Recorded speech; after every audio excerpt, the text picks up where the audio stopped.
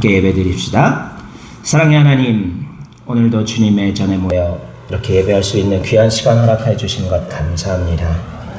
하나님을 경배하고 찬양할 수 있는 것이 우리 삶에 베푸신 얼마나 크신 주님의 은혜이신지 늘 기억하며 살게 하시고, 이 시간 마음과 뜻과 정성을 다하여 거룩하신 주님을 예배하며 경배할 때 우리 삶 가운데 온전히 동행하여 주시옵시사 하나님의 뜻을 날마다 새로이 깨닫게 하시고, 깨달은 말씀과 진리의 생명의 양식을 따라 오직 그 말씀에 순종하여 열매 맺는 복된 삶, 영생의 삶 누리게 하여 주시옵소서.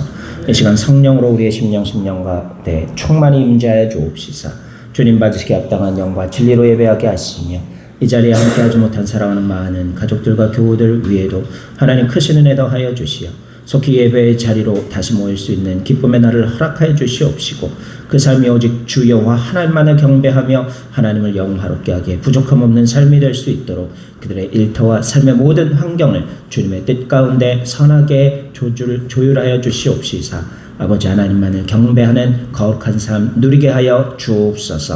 우리 예배를 기뻐 받아 주실 줄 믿사오며 우리 구주 예수 그리스도의 이름으로 간절히 기원하옵나이다. 아멘. 이 시간 하나님께서 우리에게 주시는 말씀은 신약성경 로마서 16장 1절에서 16절까지의 말씀입니다. 신약성경 261쪽입니다. 로마서 16장 1절에서 16절까지 말씀 봉독해 드리겠습니다. 내가 겐그레아 교회의 일꾼으로 있는 우리 자매 베베를 너희에게 추천하노니, 너희는 주 안에서 성도들이 합당한 예절로 그를 영접하고 무엇이든지 그에게 소용되는 바를 도와줄지니, 이는 그가 여러 사람과 나의 보호자가 되었음이라. 너희는 그리스도 예수 안에서 나의 동역자들인 브리스가와 아굴라에게 문안하라. 그들은 내 목숨을 위하여 자기들의 목까지도 내놓았나니 나뿐 아니라 이방인의 모든 교회도 그들에게 감사하느니라. 또 저희 집에 있는 교회에도 문안하라. 내가 사랑하는 에베네도에게 문안하라. 그는 아시아에서 그리스도께 처음 맺은 열매니라. 너희를 위하여 많이 수고한 마리아에게 문안하라. 내 친척이요 나와 함께 갇혔던 안드로니고와 유니아에게 문안하라. 그들은 사도들에게 존중이 여겨지고 또한 나보다 먼저 그리스도 안에 있는 자라. 또 주 안에서 내 사랑하는 암블리아에게 문안하라. 그리스도 안에서 우리의 동역자인 우르바노와 나의 사랑하는 스다고에게 문안하라. 그리스도 안에서 인정함을 받은 아벨레에게 문안하라. 아리스토부르의 권속에게 문안하라. 내 친척 헤로디온에게 문안하라. 나기스의 가족 중 주 안에 있는 자들에게 문안하라. 주 안에서 수고한 드루베나와 드루보사에게 문안하라. 주 안에서 많이 수고하고 사랑하는 버시에게 문안하라. 주 안에서 택하심을 입은 루포와 그의 어머니에게 문안하라. 그의 어머니는 곧 내 어머니니라. 아순그리도와 블레곤과 허메와 바르로바와 허마와 및 그들과 함께 있는 형제들에게 문안하라. 빌롤로고와 율리아와 또 네레오와 그의 자매와 올름바와 그와 함께 있는 모든 성도에게 문안하라. 너희가 거룩하게 입맞춤으로 서로 문안하라. 그리스도의 모든 교회가 다 너희에게 문안하느니라. 아멘. 읽기 힘든 외국어 이름들이 쭉 등장하는 본문 말씀이었죠. 이 말씀으로 과연 어떤 설교 말씀을 전할지 궁금하지 않으십니까? 아무도 궁금해하지 않으신 것 같습니다. 예. 여러분, 1986년 1월 28일 날 어떤 사건이 하나 있었어요. 이때 뉴스를 볼 수 있었던 사람이 여기 몇 명 있죠? 5명은 뉴스를 봤을 것 같아요. 미국의 챌린저호가 폭발하는 사건이 있었죠. 저는 일신연립 살 때였는데요. 중학교 때였던 걸로 기억해요. 옆집에 놀러가 있다가 이 뉴스를 처음으로 접하게 됐어요. 철없던 그때 제가 로켓이 뽕 빨랐네 그랬더니 그 집에 살던 동생하고 그 동생 누나들이 막 웃었던 기억이 납니다. 절대 웃을 일이 아니었어요. 발사 73초 후에 고체 연료 추진기가 이상이 생겨서 이게 날아오르다가 중간에 퍽 터져버렸어요. 그때 비행사 6명하고 민간인까지 타고 있어서 민간인 1명도 함께 사망해버렸고요. 재산 피해만 4,865억 원이 있었다고 합니다. 나중에 원인을 찾아보니까 고체 로켓 부스터의 고무링이 낮은 온도에 얼어붙어서 파손되면서 발생한 사건이었다는 거예요. 이때 납품업체의 기술자가 이 부품에 문제가 있음을 밝혀내고 발사 연기를 요청했는데 여러 번의 발사 연기 요청에도 본부에서 이를 묵살하였다는 거예요. 다시 말하면 이 사고는 천재였나요? 인재였나요? 사람이 최선의 노력을 다했지만 발생한 하늘에 의한 재난을 천재라고 부르고요. 사람의 실수, 사람의 과실, 사람의 부주의에 의해서 발생한 사건을 뭐라 그래요? 인재라고 하죠. 이 콜롬비아 챌린저호 폭발 사고는요, 사람의 실수에 의한, 명백한 사람의 실수에 의한 인재였음을 알 수 있습니다. 우리가 이 사건을 통하여 알 수 있는 한 가지 교훈이 있어요. 이 우주 비행 로켓을 구성하고 있는 수십만 개의 부품 중에 단 하나의 부품도 잘못되면 이렇게 큰 사건, 전체의 부품들이 다 쓸모 없어지는 그런 사건이 생길 수 있다는 거예요. 다시 말하면 수십만 개의 부품 중에 단 하나의 부품도 불필요한 게 없다는 거죠. 여러분, 우리 요즘 하늘을 보면 맑은 하늘에 비행기 날아가는 모습을 자주 볼 수 있습니다. 우리 해남에서 동서가 처음 저 비행기는 어느 노선이다라는 거를 휴대폰 어플로 이렇게 찾아왔고, 저거 지금 어디서 어디로 가는 비행기다 그런 것까지 시간을 통해서 다 알아내더라고요. 그런데 우리가 이렇게 흔히 보는 비행기 있잖아요. 그 비행기, 항공기에 들어가는 부품의 개수가 3만여 개라고 합니다. 이 항공정비사들은 이 3만여 개의 부품, 나사 하나까지도 철저히 관리한다고 해요. 하나라도 문제가 생기거나 헐거워지거나 그러면은 비행기도 큰 사고로 이루어질 수 있다는 거예요. 여러분, 우리 성경에 등장하는 우리 예수님의 직업이 뭐였는지 아시는 분 계십니까? 우리 큰아들 퀴즈 잘 맞히고 했는데 오늘 컨디션이 좀 안 좋아요? 예수님의 직업이 뭔지 아는 사람? 예수님의 직업이 뭐였을까요? 예수님의 아버지도 이 직업을 가지고 계셨었어요. 네. 그렇죠. 나무꾼 아니죠. 나무꾼은 나무 배우는 사람이고요. 이 나무 가지고 뭘 만드는 목수라고 부르죠. 나무꾼은 선녀가 나무꾼에 나오는 나무 베는 게 전문이고요. 목수는 그 나무를 가지고 필요한 물건을 만드는 게 목수죠. 예수님도 아버지의 직업을 물려받으셔서 목수로 일을 하셨어요. 30세가 되시기 전까지 공생애를 시작하시기 전에는 아버지를 도와서 목수 일을 하셨어요.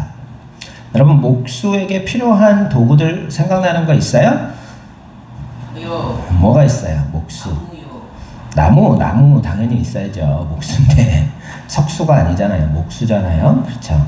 그 나무를 잘라내기 위해 뭐가 있어야 돼요? 칼로 나무 자르기 힘들죠. 도끼. 또 뭐 있어요? 톱. 그리고 뭐를 재가지고 만들려면 자도 있어야 되고, 그렇죠. 못도 있어야 되고, 망치도 있어야 되고, 그리고 이 나무, 거친 나무의 표면을 깨끗하게 깎아내는 거가 뭐예요? 사포? 사포도 나중에 마무리할 때 필요하죠. 근데 그보다도 거친 작업을 할 때 대패라는 게 있어요. 대패 봤어요, 여러분? 우리 어렸을 때 대패밥 많이 보고 대패도 많이 구경했었는데요. 요즘 대패 보기 쉽지 않아요. 그렇죠? 대패, 이런 목수에게도 다양한 도구들이 필요합니다. 이 중에 하나라도 없으면 목수가 효율적으로 더 완성적인 제대로 된 물건을 만들기 아주 어려워지는 거죠. 우리 사람 몸에 세포가 몇 개쯤 있을 것 같아요? 몇 개요? 5였는데 비슷했는데 조금 더 많이 써야 돼요. 곱하기 2 해야 돼요. 그렇죠. 사람 몸에는요 60조 개의 세포가 있다 그래요. 그런데 이 60조 개의 세포들 중에 불필요한 세포는 단 한 개도 없다는 거죠. 이게 바로 하나님의 놀라운 창조 섭리라는 거예요. 넓은 우주에 아주 자그마한 티끌 하나조차도 하나님께서 불필요하게 만드신 것은 아무것도 없는 것. 그것이 바로 하나님의 놀라운 창조의 섭리라는 거예요. 예수님께서는요 공생애를 시작하시자마자 하나님 나라를 위한 일꾼들을 부르셨죠. 12제자를 불렀습니다. 그 12명 중에 불필요한 사람은 단 한 명도 없었어요. 우리가 잘 알고 있는 예수님을 로마군이 팔은 가롯 유다조차도 예수님의 도구로 사용되고 쓰임을 받았다는 사실을 우리는 알고 있습니다. 물론 나쁜 도구로 사용되기는 했지만 그러나 다 하나님의 섭리 가운데 쓰임을 받았던 것을 알 수 있지요. 주님께서 선택한 12명의 일꾼들 한 명도 불필요한 사람이 없었다는 거예요. 오늘 본문 말씀은요. 바울 사도가 자신의 선교를 도운 사람들과 교회들에게 마지막 편지의 마무리에 인사하고 있는 내용이 담겨 있어요. 이 선교라는 거는요. 특별한 사람만 하는 것도 또 자기 혼자만 해서 되는 것도 아니에요. 또 내 마음이 앞선다고 해서 선교를 할 수 있는 일도 아니라는 거예요. 목사님이 전도사로 사역하던 교회에 청년들이 이 선교 여행을 떠나고 싶어 했었어요.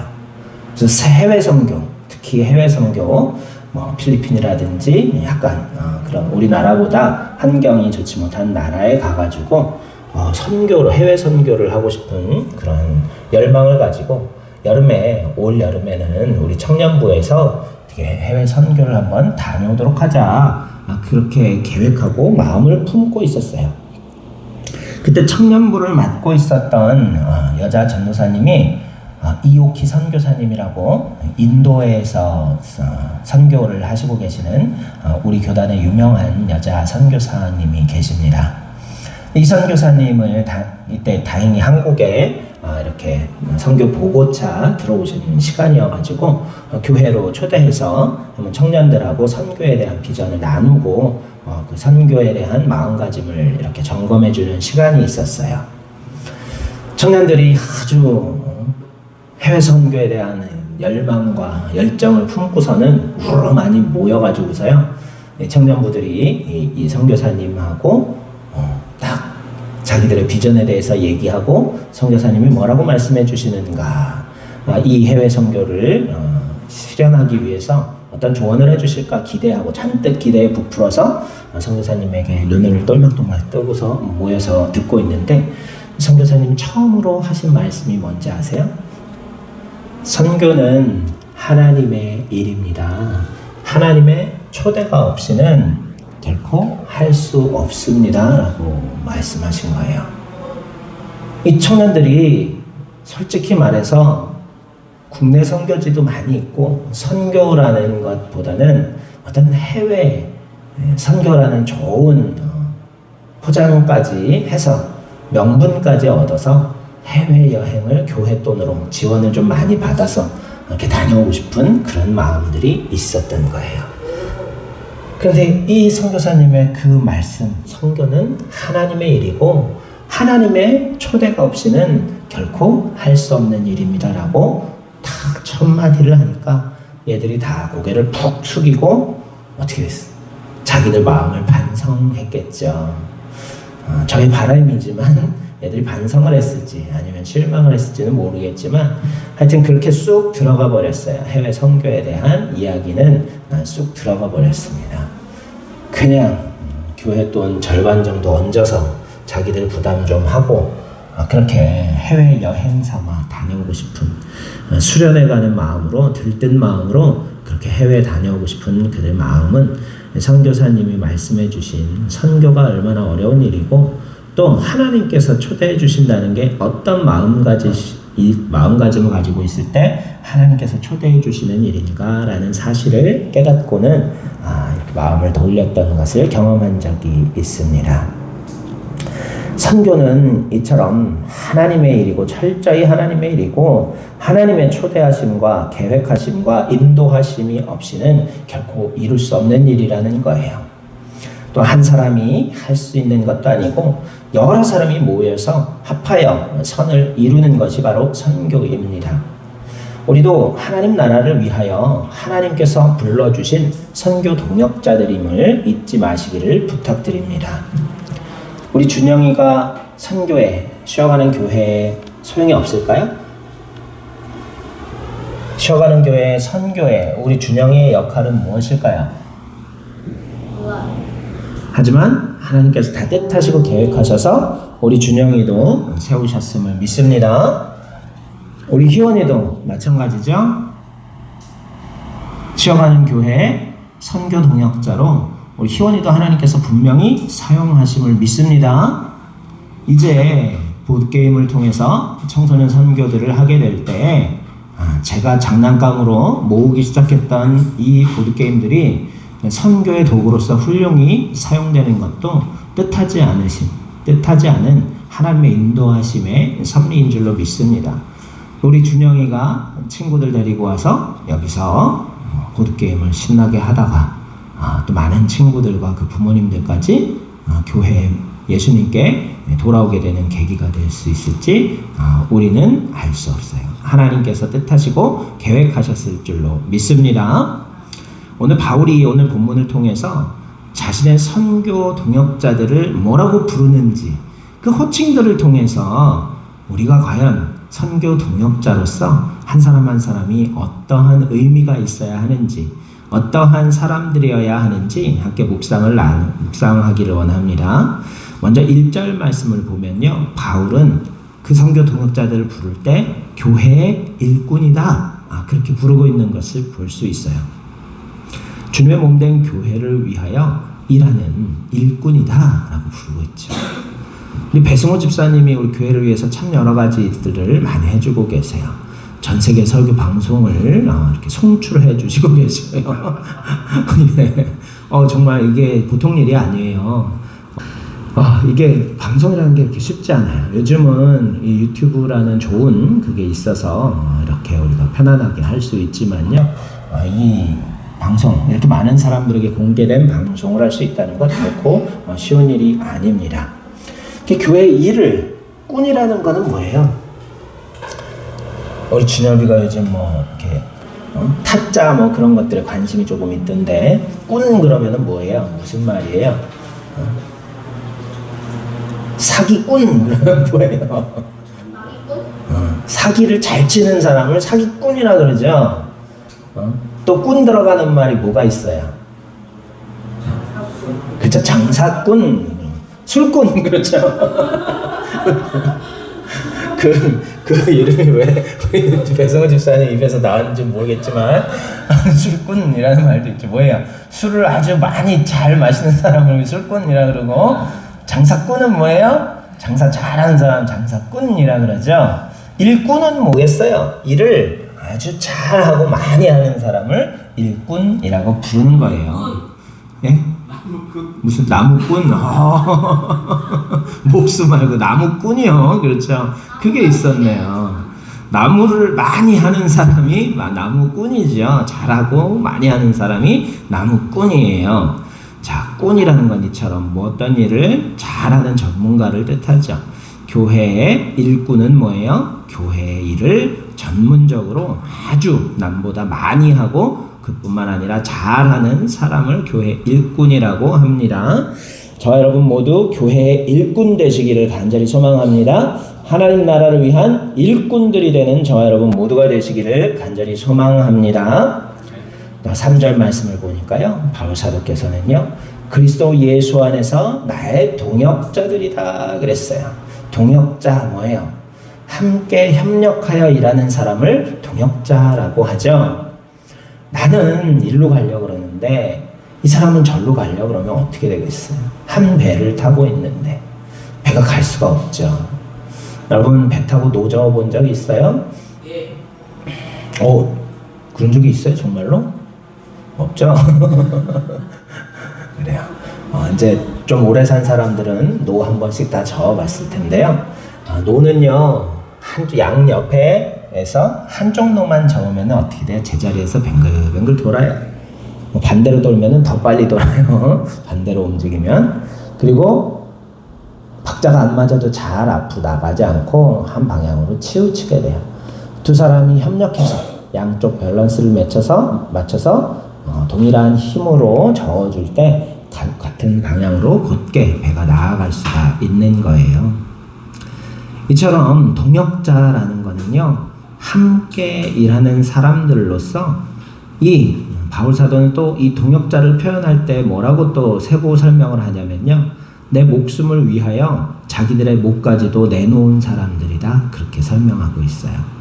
바울 사도를 지키기 보호하기 위해서 자기들을 죽는 것도 개의치 않고 로마에서 이 유대인들로부터 바울 사도를 숨겨주고 감춰주고 발각당해서는 죽을 수도 있는 상황에서도 바울 사도를 지키기 위해 목숨까지도 내놓은 사람들이라고 그랬어요.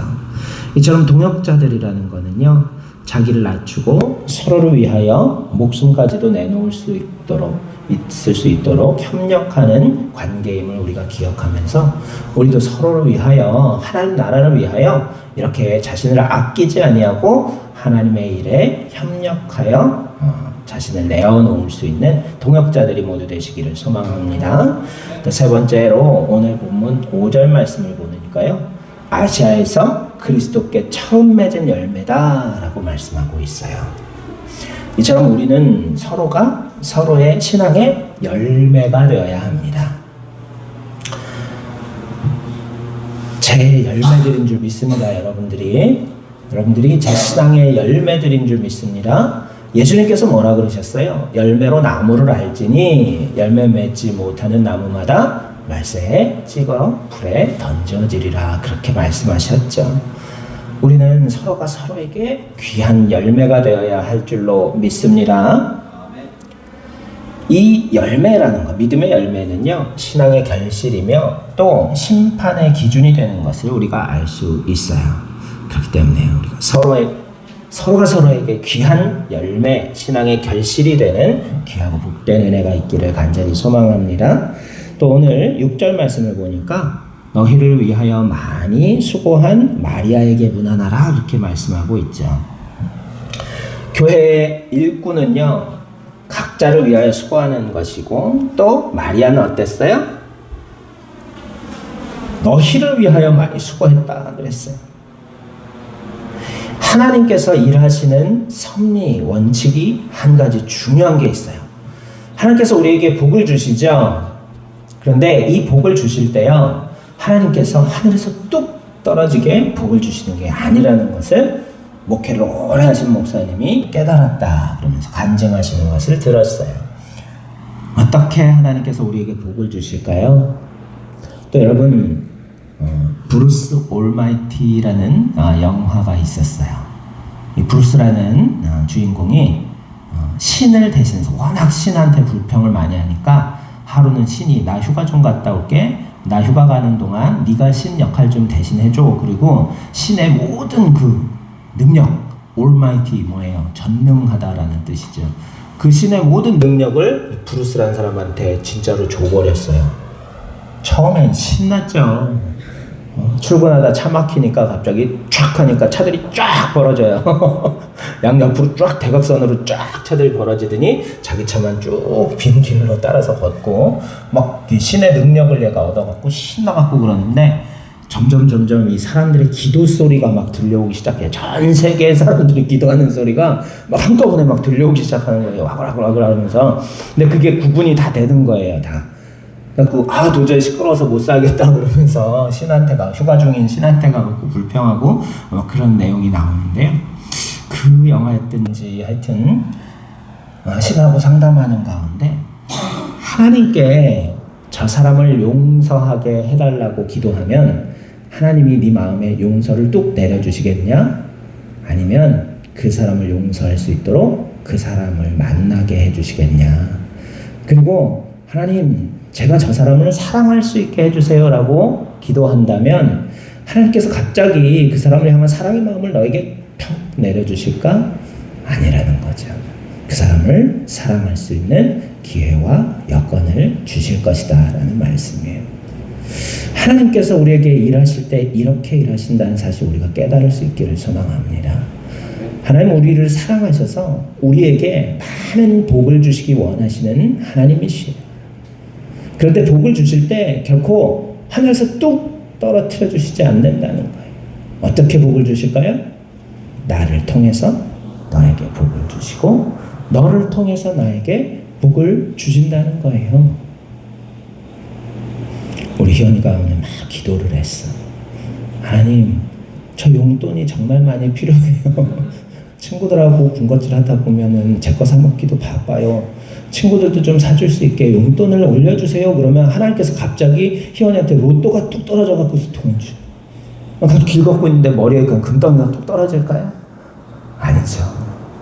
아빠가 갑자기 돈을 벌어서 우리 희원이 용돈 좀 올려줘야지. 그렇게 아빠를 통해서 희원에게 복을 줄 수 있는 거죠. 그렇죠? 하나님 복을 주실 때 이렇게 주신다는 거예요. 우리 각자가 서로가 서로에게 복의 근원이 되고 축복의 통로가 되는 은혜가 있기를 간절히 소망합니다. 마리아가 이 다른 믿는 사람들을 위하여 수고하여서 그들에게 복의 통로가 되어 주었던 것처럼 저와 여러분도 서로가 서로에게 하나님의 사랑과 은혜와 복의 통로가 되는 은혜가 있기를 간절히 소망합니다. 7절 말씀을 보니까 나와 함께 갇혔던 동역자들에게 안부 전하라는 말씀이 나오죠. 이처럼 선교 동역자라는 것은요, 그리스도 안에 함께 갇혀있는 고난도 마다하지 않는 사람들이라는 거예요. 예수 안에 갇히는 저희 되기를 소망합니다. 우리가 자유롭다 생각하면서 세상에 고삐 풀린 망아지처럼 자유를 누린다고 해서 그게 진정한 자유가 아니에요. 뭔가에 묶이기 시작합니다. 멍들어요. 그렇게 세상에 갇히는 것이 아니라 그리스도 예수 안에 갇혀서 진정한 자유를 누릴 수 있는 예수 그리스도라는 우리 안에 머무는 양무리들이 모두 되시기를 소망합니다. 10절 말씀 보면 그리스도 안에서 인정함을 받은 자들이다 그랬어요. 사람의 인정에 목말라 하는 게 보통 인지상정이죠. 우리 에브라임 매슬로의 욕구 위계설에서도 보면은 어때요? 집단에 소속되기를 원하고 소속된 다음에는 그 사람들에게 인정받는, 사랑받는 그 명예를 얻고자 하는 욕구가 자신의 욕구 바로 밑에 있는 상위 욕구 가운데 하나라는 거예요.